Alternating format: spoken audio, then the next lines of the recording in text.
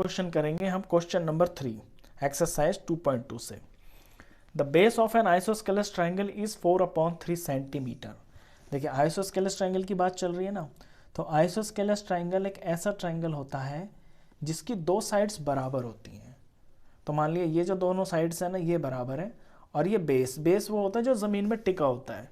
तो इसका base book में दे रखा है 4/3 centimetre. The perimeter of the triangle is 4/2/15। अब पेरीमीटर क्या होता है? पेरीमीटर होता है किसी भी क्लोज्ड फिगर का टोटल बाउंड्री। इसकी तो 3 साइडें हैं, यानी तीनों साइडें मिलके जब इनको प्लस करेंगे तो आपका 4/2/15 सेंटीमीटर है। ये पेरीमीटर होता है।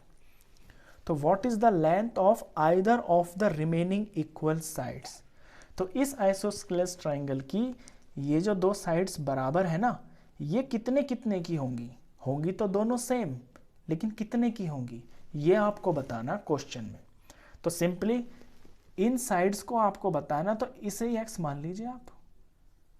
क्वेश्चन में क्या होता है, वर्ड प्रॉब्लम में जिस भी चीज को आपको निकालना होता है ना, आपको वही मान लेनी होती है। तो यहाँ पे मुझे ये वाली साइड निकालनी है तो मैंने एक्स मान लेता हूँ। अब लैंग्वेज में क्या लिखूंगा?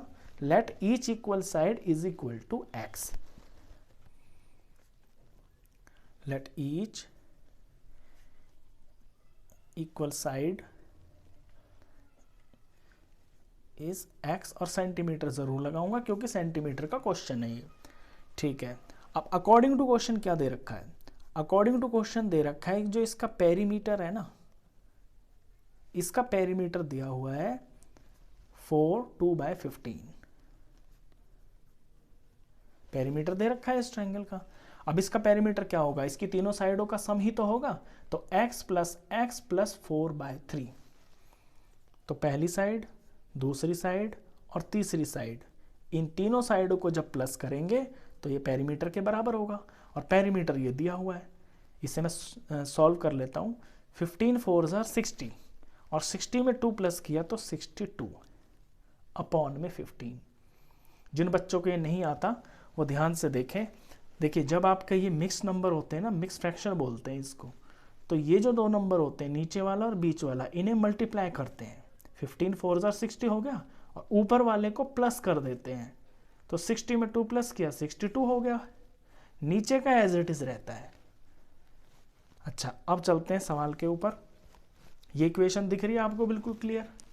इसमें x और x मिलके 2x हो गए, ये 2x हो गए, और ये जो प्लस का है, चलिए इसे लिख देते हैं, पूरे स्टेप्स करते हैं ताकि आपको अच्छे से समझ में आए। अभी मैंने क्या किया है, सिर्फ x और x को ऐड किया है 2x, और प्लस 4/3 लिख दिया, ये सेम टू सेम। अब अपना यहाँ पे सिंपल दिख रहा है आपको कि पहले प्लस की चीज़ दिख रही है, तो पहले प्लस की चीज़ को मूव करेंगे। तो 2x = 62/15, और ये जो प्लस 4/3 है ये इधर मूव हो जाएगा, ये -4/3 हो जाएगा। तो अभी से सिंप्लीफाई करते हैं। पहले तो ये हमारा 2x की वैल्यू चल रही है। अब ये 15 और 3, तो पहले 15 और 3 का एलसीएम निकालना होगा। एलसीएम निकाल लेते हैं 15 का और 3 का। देखिए 2 से तो डिवाइड हो नहीं रही है, तो 2 के बाद देखते हैं हम 3 से डिवाइड हो रहे हैं। तो 3 से जब डिवाइड करेंगे तो 15 की जगह आ जाएगा 5, 3 5 = 15, और 3 1 = 3। 5 से करेंगे अब, क्योंकि 3 से कोई नहीं हो रहा, 5 से किया तो 5 1 और 1। अब 3 5 = 15, इनका प्रोडक्ट किया तो एलसीएम कितना आया? 15। तो एलसीएम लिख देते हैं यहाँ पे। अच्छा, अब ऊपर वालों को लिख देते हैं 62 और ब्रैकेट बना दिया, -4 और ब्रैकेट बना दिया। अब ब्रैकेट में क्या भरेंगे? ब्रैकेट में भरेंगे, ध्यान से देखना आप, एलसीएम को नीचे वाले से डिवाइड करते हैं। 15 को 15 से डिवाइड करेंगे, 15 को 15 से डिवाइड किया तो 15 1 = 15, तो पहले वाले में तो आएगा 1। दूसरे वाले की बात करते हैं, तो दूसरे वाले में नीचे 3 है, तो 15 को 3 से डिवाइड करेंगे। तो 15 को जब 3 से डिवाइड किया तो ये आया 5, 3 5 = 15, तो इस वाले ब्रैकेट में 5 भरेंगे। ये मेन स्टेप होता है जिससे आपके एडिशन या सब्ट्रैक्शन होता है फ्रैक्शंस का। चलिए अब क्या होगा, 62 1 = 62, माइनस का माइनस, 4 5 ज़ा 20, ये डंडा और ये आपका 15। इसके बाद क्या होगा, सॉल्व होगा कि 2x तो 2x ही रहेगा और 62 माइनस 20 हो गया 42 और अपॉन में 15। तो इतना तो हो गया। अभी हमें क्या है कि हमें x की वैल्यू निकालनी है। x के पास में जो 2 लगा हुआ है ये हमें बड़ी टेंशन दे रहा है, तो इस 2 को हटाना पड़ेगा। तो 2 को हटाएंगे तो 42 अपॉन 15 के पास आके ये यहाँ डिवाइड में लग जाएगा, क्योंकि यहाँ तो मल्टीप्लाई में इससे चिपका हुआ है, यानी कि मल्टीप्लाई में, और जब ये दूसरी तरफ जाता है तो डिवाइड हो जाएगा।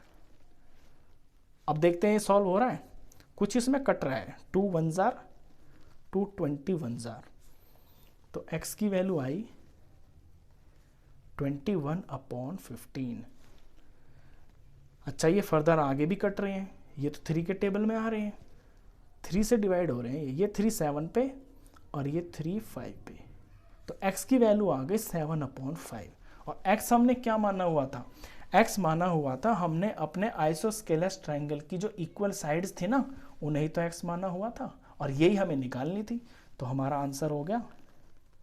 आंसर इस तरह से आप ज़रूर लिखें, लास्ट में इसके आपके हाफ मार्क्स होते हैं।